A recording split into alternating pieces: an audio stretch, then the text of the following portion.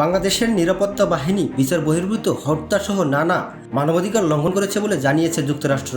দেশটির পররাষ্ট্র দপ্তরের ওয়েবসাইটে 1 ডিসেম্বর ভোরে 2022 সালের সন্ত্রাসী বিরোধী বৈশ্বিক প্রতিবেদন প্রকাশ করা হয়েছে। ওই প্রতিবেদনে বাংলাদেশের অধ্যায়ে বলা হয়েছে, যুক্তরাষ্ট্রের প্রশিক্ষিত বাংলাদেশের পুলিশের ইউনিটগুলো কয়েক ডজন সন্দেহভাজন সন্ত্রাসী গ্রেপ্তার করেছে। তবে নিরাপত্তা বাহিনীর অন্য ইউনিটগুলো বিচার বহির্ভূত হত্যা ও নানা মানবাধিকার লঙ্ঘন করছে। প্রতিবেদনে বাংলাদেশের নিরাপত্তা বাহিনীগুলোর যুক্তরাষ্ট্রের বিভিন্ন সহযোগিতার কথা তুলে ধরা হয়েছে। তবে র্যাব ও counter terrorism and national crime ইউনিটের special weapons and tactics division লেহে আইন সম্পর্কিত নিষেধাজ্ঞার কারণে যুক্তরাষ্ট্রের সহযোগিতা পাবে না বলে প্রতিবেদনে উল্লেখ করা হয়েছে।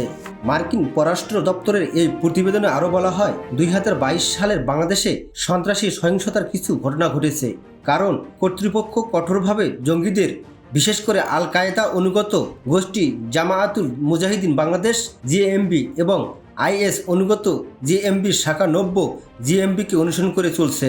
এতে আরও বলা হয়েছে, প্রধানমন্ত্রী শেখ হাসিনা এবং অন্য বাংলাদেশি সরকারি কর্মকর্তারা প্রায়ই সন্ত্রাসবাদের বিষয়ে বাংলাদেশের শূন্য সহনশীলতা নীতির উপর জোর দিয়েছেন। তবে বাংলাদেশ বিশ্বব্যাপী সংগঠিত জিহাদি গোষ্ঠী যেমন আল কায়েদা এবং আইএসের উপস্থিতি অস্বীকার করে চলছে।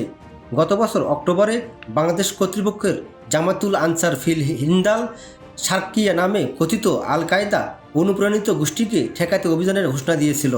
এছাড়া যুক্তরাষ্ট্রের পররাষ্ট্র দপ্তর প্রতিবেদনে বাংলাদেশের জামাতুল আনসার ফিল হিন্দাল সার্কিয়ার বিরুদ্ধে র্যাবের অভিযান ও কয়েকজন সদস্য গ্রেপ্তার হওয়ার তথ্য তুলে ধরেছে।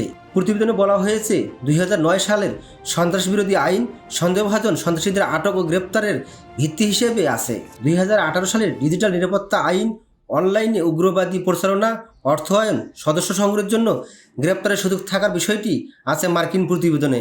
সরকারের সমালোচকরা এই গ্রেপ্তারের লক্ষ্যবস্তুতে পরিণত হয় বলে দেশীয় ও আন্তর্জাতিক সমালোচকরা অভিযোগ করে থাকেন।